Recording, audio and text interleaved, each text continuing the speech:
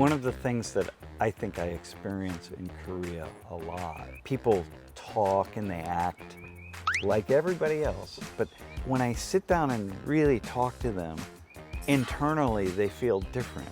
Even people who are very welcomed in groups and they get along, groups welcome them, they have high levels of nunchi, but all the while they kind of feel isolated or a need to be really part of the group. Well, can I just say that that's you?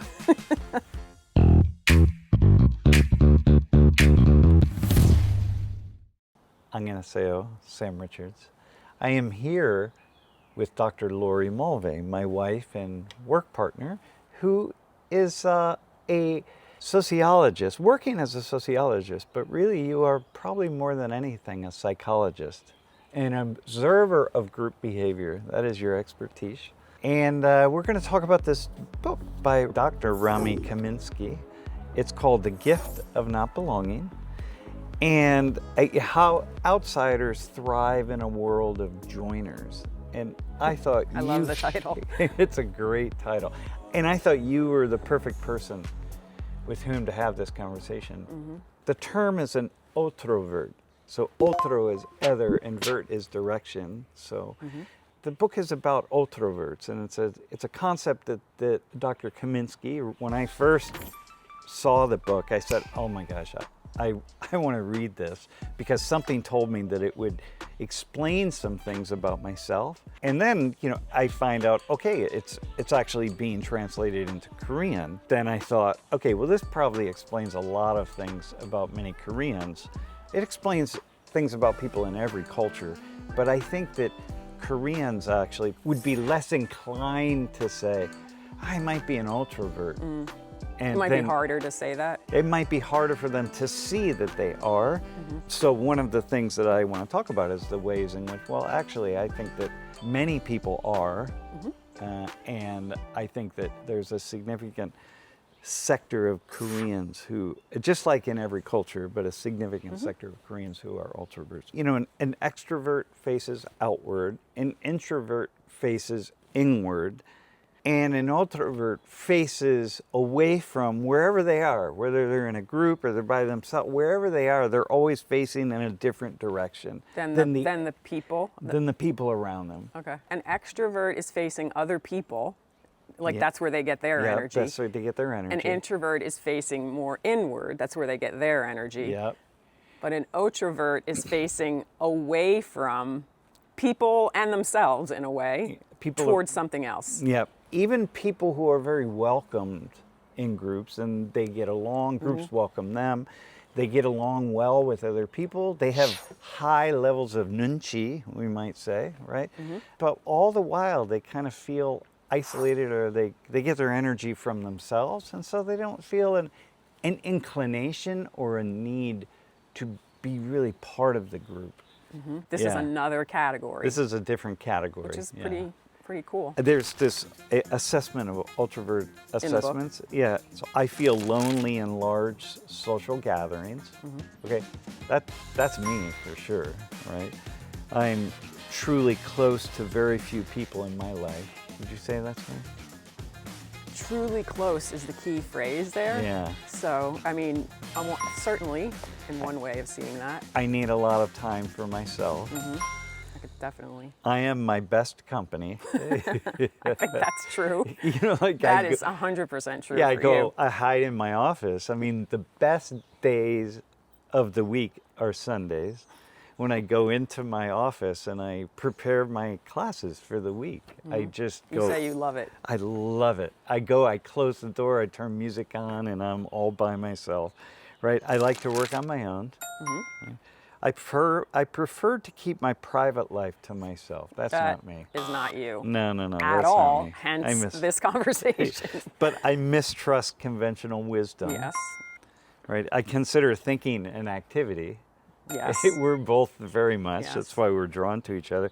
I'm an observer of communal life, not an active participant. Agree. It's kind of interesting when we're out in public and we go places. I always think about how we always sit in the back or we always sit on the side or we're always somewhere where we can observe what's going on. I think most people do not know that I can be shy. That's true. This is, I think, very much an ultravert piece. You know, even those of us who are very extroverted, very active in group environments, actually it's like we can turn it on. But even when we're in the moment, we feel very much like we're on our own, we're by ourselves. So, you know, it's really fascinating. One of the things that I think I experience in Korea a lot, which is very interesting, is this communal mind, and that people talk and they act like everybody else, you know, and they talk and they act as though the group is important and Korea is important and so on. But when I sit down and really talk to them, internally they feel different. They feel like they're really their own person. They feel as though their meaning is really coming from inside of themselves. That strikes me, I think, because unlike in our culture that's more of an individualistic culture, that's just sort of expected to be the case. But in Korea, it's not expected really that you would internally feel so different from everybody else. And that's the ultravert, right? That even in a group, you're pointing in a different direction. You're not pointing in the direction of other people and toward the group. But I think also, though, every culture, you know, there's layers, right? So it's like, yes, the individualistic culture, I like what you said about the expectation is here in the West that there are differences, and the differences are really important and emphasized. I think my experience in Korea is when I observe the way people achieve and compete, it feels so much more individualistic than my experience in the West, where we are this individualistic society, but the competition and the achievement isn't so direct and explicit. And so I think we have to make room for the way in which a culture has one layer that's visible, but then has all of these other layers beneath it, right? That's why I'm making that point. That's a really interesting point. And then maybe this book, maybe could shed light on that for a lot of people and how that is. You know, the people who don't have a real need to fit in. They do fit in when they have to, but it's not a need. It's not essential to who they are as individuals. But also generationally, I think that, you know, Korea as a nation, as a culture, just like every other one on this planet that is now connected to every other culture if they want to be, right? And Korea obviously as a superpower and all of these things about Korea itself, the younger generations do not have the same ideas of community, ideas of themselves as older generations. And so I also think that we have to be careful as we're talking about this to say, like, there's something else going on. Young people in the US have a different mindset than older people in the US, every culture, right? So it's really interesting to me how young people take this in, young people in Korea versus older people in Korea. The idea of belonging to a group, like you can really connect to people, but you don't necessarily belong. So one of the important ideas about ultraverts is that you really connect easily to other people, but you don't necessarily belong. And there's a big difference between connection and belonging. In other words, getting your identity from this particular group is not what an ultravert does. No, because you get your identity really from yourself, which is very much, you know, like me. You know, people assume that I'm very social and on all of these ways, and I connect to different cultures, different groups, different people. But in fact, I'm on my own. I actually think that there's not a but in that sentence. It's the fact that you connect to all of these different people is a fact. It doesn't mean that you belong to or you identify yourself with all of these different social groups. You are just able to connect and appreciate and love and participate in a real way, but it doesn't mean that that's where your identity is. Right. So I like that, the phrase of you belong to yourself. I have an interesting story. So in high school, I played football, and football is very much a team activity, a team sport.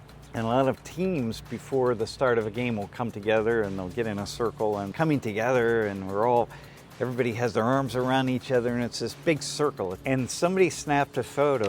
First off, I was on the very outside of the circle and I turned away before they did the final cheer where they say like, let's go. I turned away and I'm walking away from the circle. I'm not part of it. And I was very much a part of the team, but I'm not part of the circle. I think that's very much an introvert. Or you're not the most important person, you're the only reference point. The reference point isn't how much are people accepting me, for example, as an extrovert. Yeah. And how much do I belong? Because like introverts, this is important for an introvert. The most enduring, the most important relationship is between me and myself, wherever I am. And I can be in a group setting and you'll think that I will appear as though I'm really engaged in that setting, but I'm actually thinking about something else. I'm thinking about a talk that I want to give or an idea that I want to share or a class that I want to do. There's always, I'm behind something in a way. And I think this is very much a classic case of an introvert.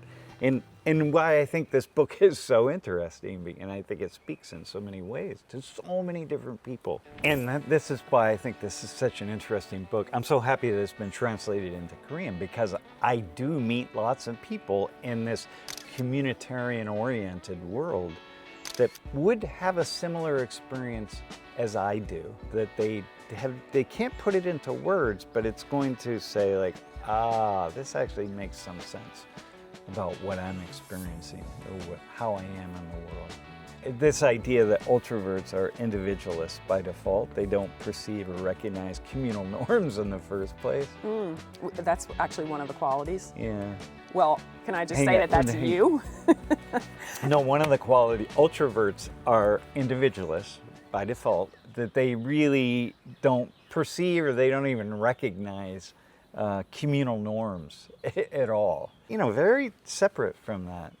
That's what I think about when I see you in Korea and you studying Korea and Korean culture is I often say, even to you, it's funny that you're so fascinated by the nature of the social rules in Korea because here you don't pay attention to them at all. No, we have rules too, Yeah. but you have no interest in them. And the only reason I follow them in Korea is because I'm fascinated. As a sociologist, I'm fascinated by them and by all the rules and learning about the rules. And, I'm sitting here and I'm crossing my legs and I'm thinking, wait, hang on, be careful, I'm crossing my legs. Who's with me? Who's in the room with me?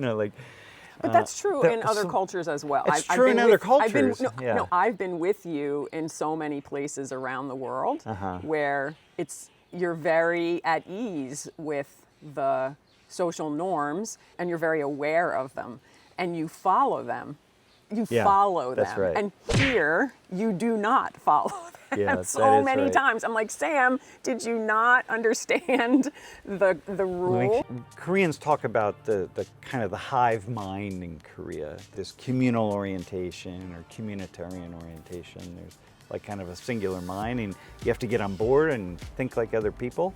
And you thrive on the connection to the group and following the group's rules and reinforcing those rules. And this book, I think, has a certain value in Korea, you were saying earlier, because Koreans are really into personality types, the Myers-Briggs scales. Yeah. And this is just another way of putting those together that has great value in a population of people who really value understanding what their personality type is.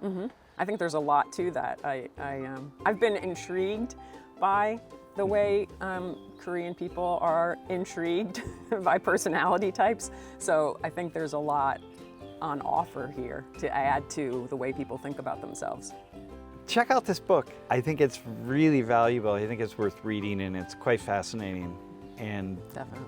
I would really enjoy having a conversation with Koreans who read this book and identify as introverts and to sit down and talk to us about what it is they see in themselves and see if I'm imagining is true is actually true for them.